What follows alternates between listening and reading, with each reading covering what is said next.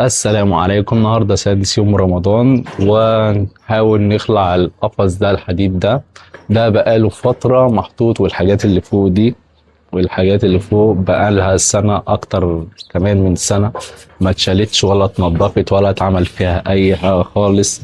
فكل ده هيتشال وهيتنضف من أول وجديد. ادي اول طوبة، تاني طوبة. كل الطوب ده كان مرمي تحت، هيتحط فوق، كله هيترمي فوق. وده اخر السجاد اللي هو اتحط. المفروض اصلا كل ده ينزل، ويعتبر هننزل حاجة بحاجة دلوقتي. ده وده كمان، بص كده، ده المنظر اتفشخ بقاله سنة، ودي اصلا مقفولة، معرفش القفل بتاعها فين.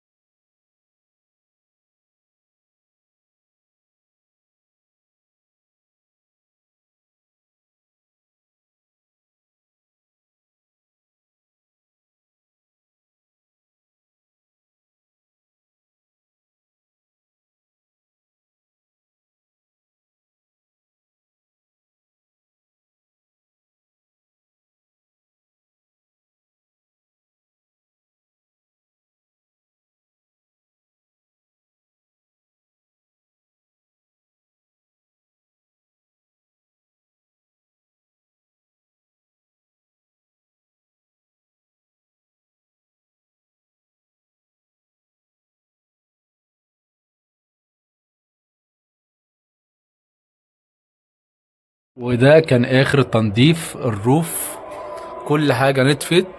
وفي فيديو تاني هوريكم الشكل عامل ازاي، حتى اللي كان تحت هنا كل ده نضف تاني. ومتنساش تعملوا اشتراك في القناة وسبسكرايب، وتفعلوا زر الجرس علشان هيبقى في فيديو جديد في 7 يوم رمضان، عشان النهاردة كان سادس يوم. مع السلامة.